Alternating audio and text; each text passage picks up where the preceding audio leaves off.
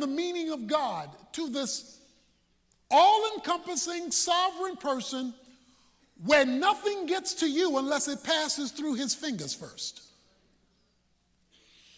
Then all of a sudden,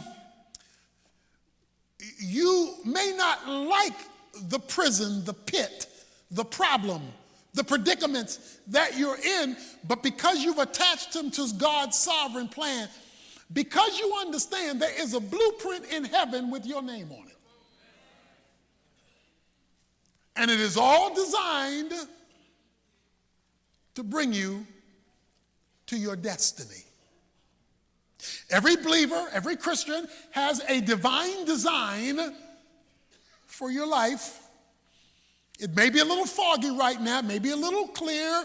It may not have been totally manifested for any number of reasons. But nevertheless, you have one, and don't leave earth without it. Rarely, let's state it again, rarely does God take you from where you are to where he wants you to be in a straight line. Why? Why on your route to your divinely designed purpose for being, your destiny, does God bounce you around all over the place? Sometimes good, sometimes bad, sometimes ugly. Number one is to develop your character. He wants to make you a better person, and he never does that without test. Tests are adverse circumstances that God causes or allows in order to develop us spiritually. It's a test, and nobody gets away from them. You say, how long do I have to be in this test till you pass? Because God believes in retesting.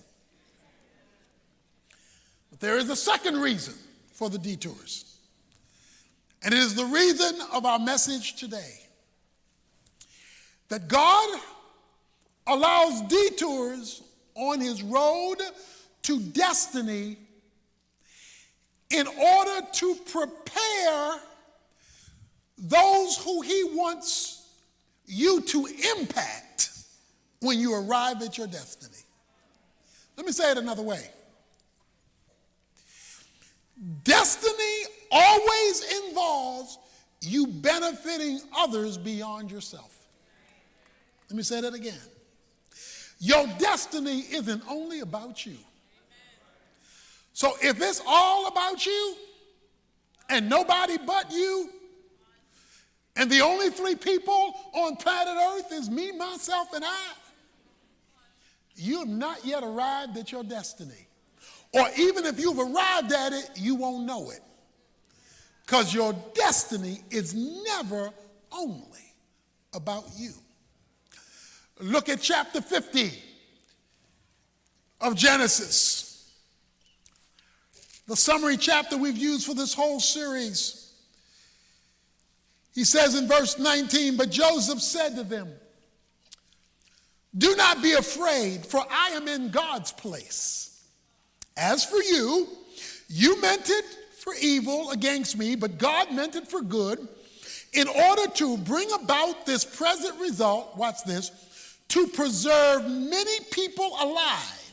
So therefore, do not be afraid. I will provide. There's our word. I will provide for you and your little ones. So he comforted them and spoke kindly to them. He said, God brought me here to provide for you.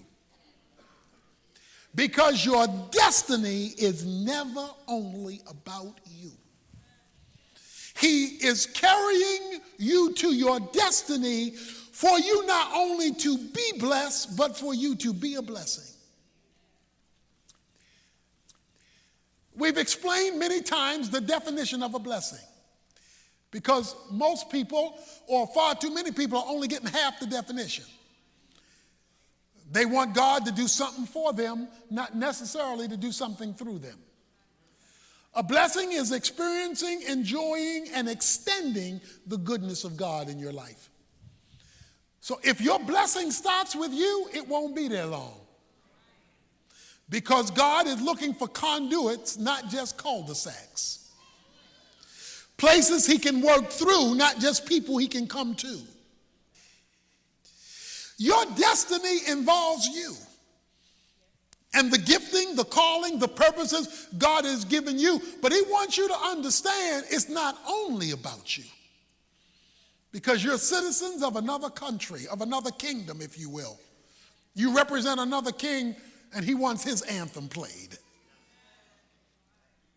He wants you to know you're part of something bigger. Now, don't get me wrong. I'm not hating. I know that you want God to do something to you, for you, in you. You want God to bless you in a certain way. You want him to change something in your life, better something in your life, improve something in your life, reverse something in your life. I know you need God for you. But your destiny cannot only be for you. He says, God brought me to this place to provide for you.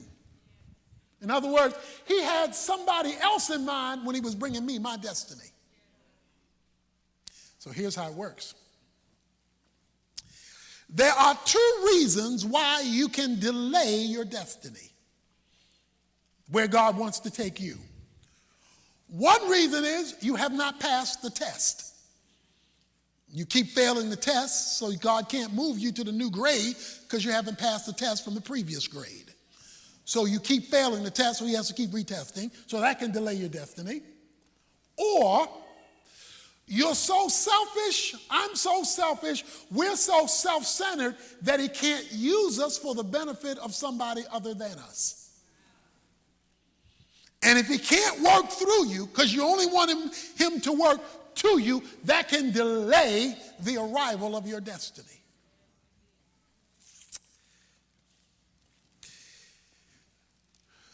James chapter 1 says, true religion manifests itself in ministry to others. Now, you have to understand God is always doing more than one thing at a time that involves you. It involves you, but because it's not only about you, he's manipulating different things in different places at different times until it's time for the hookup. He's doing something over here that you don't know anything about. All you know is what you're dealing with right now. Turn to chapter 41. Let's back up and come forward again. In chapter 41, let's back up to chapter 40, verse 23. Remember, in the Bible, there were no chapters written. We added chapters in order to be able to find things quickly. So you can kind of just read straight through, particularly the stories in the Bible. The verse 23 of chapter 40 says, yet the chief cupbearer did not remember Joseph, but forgot him. Here Joseph is in prison. He interprets the cupbearer's dream. He tells the cupbearer, remember me to Pharaoh, and the cupbearer forgets him. Have you ever been in a situation where it looked like God was answering your prayer and the reverse happened? You thought you had an answer, and the exact opposite to the answer occurred, and you want to know, God, why you want to do me like this? When God disappoints you, it's on purpose. I hate to tell you that. I hate to tell me that. When God disappoints you, he disappoints you on purpose. It says the cupbearer forgot him after he had saved the cupbearer's life through interpreting his dream. How long was he forgotten? Because he's in prison. Oh, by the way, he's not only in prison, it says he's in the dungeon. The dungeon was the hole underneath the prison. So he's not at the bottom, he's beneath the bottom. In a dark, dirty, decrepit location called the dungeon, and he's there for having done nothing wrong. So he's an innocent person in a bad situation that God allowed. You may be asking the question, I don't know why God allowed this. It's not fair. It's not right. It's taking too long. That's his situation. Verse 1 of chapter 41. Now, it came about at the end of 2 full years that Pharaoh had a dream, and behold, he was standing by the Nile. So, I won't go into all the details, but Pharaoh has a nightmare on Elm Street. He's got this dream that literally terrorizes him, and he can't understand it. So Pharaoh calls the professionals to interpret the dream. Verse 8, now in the morning his spirit was troubled. So he sent and called for all the magicians of Egypt and all the wise men, and Pharaoh told them his dreams, but there was not one who could interpret them to Pharaoh. Okay, stick with me now. Joseph is languishing in a prison, in the lowest part of the prison called the dungeon. Pharaoh, who doesn't even know who Joseph is, has a dream that keeps him up all night and troubles him, and he calls the paid professionals to help him figure out his nightmare. The paid professionals can't figure out his nightmare. Joseph doesn't know Pharaoh. Pharaoh doesn't know Joseph. The cupbearer knows them both, because the cupbearer was in prison with Joseph, and he worked for Pharaoh. What happened? Verse 9, then the chief cupbearer spoke to Pharaoh, saying, I would make mention today of my own offense. Pharaoh was furious for his servants. He put me in confinement in the house of the captain of the bodyguard, both me and the chief baker. We had a dream the same night. He and I, each one of us, dreamt according to an interpretation of his own dream. Verse 12, now a Hebrew youth was there, a servant of the captain of the bodyguard, and we related to him, and he interpreted our dreams. To each one he interpreted according to his own dream, and just as he interpreted for us, so it happened. He restored me to my office, but he hanged him.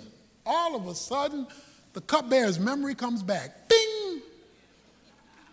Wait a minute, Pharaoh, you had a dream. You couldn't interpret it. Scared you to death. 2 years ago, I had a dream. Scared me to death. And there was this Jewish kid in jail who interpreted my dream, and it came about just as it happened. When does the cupbearer remember Joseph? Because remember, we read he forgot him. He remembered it when it was God's time for a hookup to occur.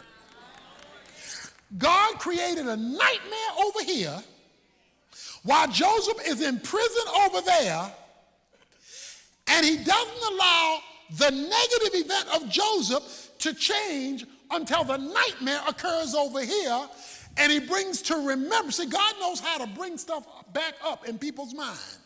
He brings it back to the cupbearer's mind about Joseph. And watch this, because I want to make a big point. It says, verse 14, then Pharaoh sent and called for Joseph, and they hurriedly brought him out of the dungeon where he had shaved himself, changed his clothes, and came to Pharaoh. Now here's what I want you to note. Don't want you to miss this. Joseph had absolutely no idea about the dream, had never met Pharaoh. He doesn't know what's going on. He's in a hole all by himself. But in less than 24 hours, his world changes. In 24 hours, he's released from prison. In 24 hours, he's given a shave. In 24 hours, he gets his clothes changed. He gets brand new clothes. Let me show you what else happened in 24 hours. Because I'm going somewhere with this. Chapter 41, after he interprets the king's dream, verse 41 of chapter 41, Pharaoh said to Joseph, see, I have set you over all the land of Egypt. Then Pharaoh took off his signet ring from his hand and put it on Joseph's hand and clothed him in garments of fine linen and put the gold necklace around his neck. It says, and then he rode him on the second chariot, verse 43, and they proclaimed before him, bow the knee, and he set him over all the land of Egypt. All this happened in 24 hours. Okay, let's review, because I see some of you saying, where are you going with this? Where are you going with this? I'm going somewhere. He's in jail.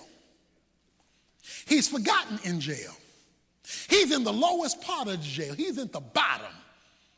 He doesn't know Pharaoh. He doesn't know about the dream. He doesn't know about anything. And all he knows is that the cupbearer who I helped forgot me. All of a sudden, somebody comes opening the cell door, says, here's a Gillette razor, shave. Here's some nice clothes, change, take a bath. You going before him because we need your gifting.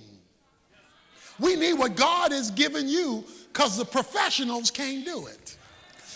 So he took his gift that he only got to use in jail.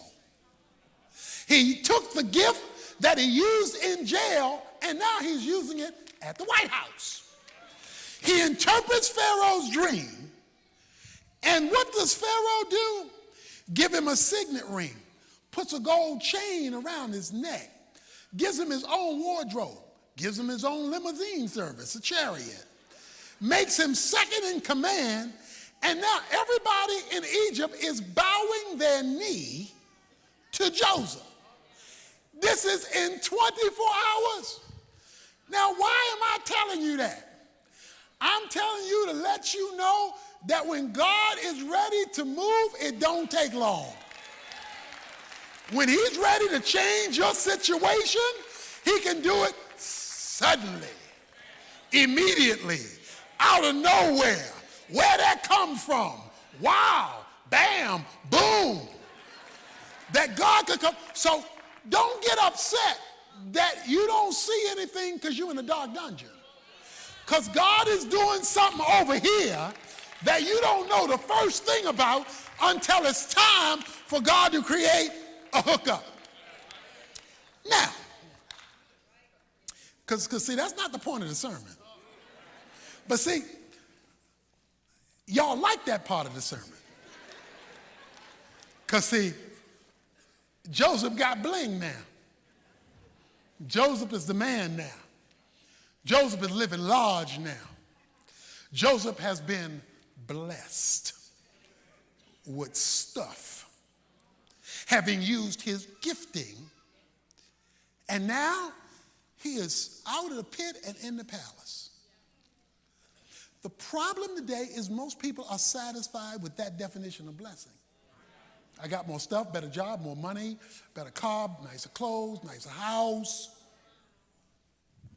Remember, your blessing includes you, but it's not only about you. Look at chapter 45. The story continues. He's now with his brothers. He's forgiven his brothers. And remember that forgiveness is easy when you know God is using it. And here's what he says to his brothers who've been now faced with Joseph, who's now over them. Verse 5 of chapter 45. Now do not be grieved or angry with yourselves because you sold me here, for God sent me before you to preserve your life. Watch this now. You sold, and while you were selling, God was sending. You see that? You were selling me, and God was sending me. You thought you were getting rid of me, and God was preparing to use me. You thought you were messing over me, and all you were doing was blessing me. If they would have known that their brother was going to wind up being their provider, they would have never sold them. But God let them sell them so that God could send them in order to preserve them. He says God did this to preserve life. Verse 6, for the famine has been in the land these 2 years, and there are still 5 years in which there will neither be plowing or harvesting. Here it is. God sent me before you to preserve you, a remnant in the earth, and to keep you alive by a great deliverance. And he goes on to say in verse 11, there I will provide for you, for there are still 5 years of famine to come, and you and your household and all you have would have been impoverished. Guess what the man says? He said, he didn't just send me here to live in a bigger house. He sent me here to preserve you. He sent me here to benefit somebody other than myself. So here it is. When God blesses you spiritually, that's the most important blessing. When he blesses you materially, when he blesses you circumstantially, when he blesses you influentially, when he changes your status in life and he removes you from that negative situation, keep your eye open for the blessing he wants you to be. Not that's the blessing that you have. Because the shortest way to cut short your destiny is to only be thinking about you and not the reason that God blessed you, which is always to be a blessing to somebody beyond you. Beyond you. The crisis of Pharaoh, the crisis in the culture. And by the way, Egypt is not a Christian nation. Pharaoh is not a Christian man. He is a believer in a secular world. In a secular society. So all of you who are working for non-Christians, you're working for pagans, people who don't know God, God knows how to send nightmares. God knows how to create opportunities in a secular environment to stand for God. Because you'll find out in the last sermon that was the key to Joseph's life. He didn't apologize for his faith just because he was in a secular environment. See? He didn't hide his Christianity in order to be accepted by Pharaoh. Because we got too many secret agent Christians. And God can't use you if you're going to hide his name, if you're going to hide the association with him. And so now it's opened up. Now this opportunity to be a blessing has been exposed. I began to do some research. And as I looked through the scriptures, it became clear to me that this was indeed the pattern. God would take person on detours, positive and negatives. He would then do something in their life that turned their situation around, and then he would use them to benefit folks outside of themselves. God told Abraham, Genesis chapter 12, he said, Abraham, I want you to leave the land of your parents, and I want you to go to a land that I will show you, but I'm not going to tell you about it in advance. I just want you to walk by faith. He says, I'm going to show you. Now, if you follow Abraham's life, he goes through 25 years of detours. 25 years of good, bad, and ugly. And some of the ugly was real ugly. He goes through 25 years of detour before God and he are ready to come through, before God has set things up where he is grown up enough and responsive enough for God to do what he's going to do. And then God said to Abraham, and when I bless you through you, all the nations of the earth will be blessed. He says, I got a big plan for you, but you're not ready for it yet. It's going to take you 25 years for you to be ready for what I want to do with your life. But when you come around and grow up and begin to respond to me like I want you to respond, I'm going to work through you. And when I do my thing through you, it's going to blow your mind because it's going to touch the whole world. God's got a world for you to touch. How would a little boy know that giving Jesus sardines and crackers would give a Moby Dick sandwich to 25,000 people? Because when your destiny is given to Jesus' hands, he's not only going to use it to fill you up, he's going to use it so you can be a blessing to others.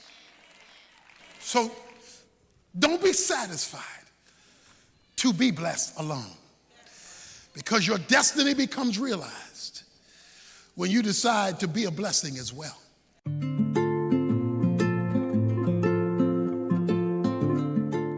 How do you know when you're on a divinely ordained detour? When God has allowed your life to go in directions that you didn't plan on, but he has done so with good reason. Well, one of the primary proofs of detours is when God gives you glimpses of his presence in the midst of your crisis. When he shows up in unexpected ways through people, through circumstances, through situations to let you know he's giving you a wink. He's in the vicinity even though he hasn't changed the situation. Look for his presence in spite of the problem, and you will discover He is with you even when things don't seem to make sense.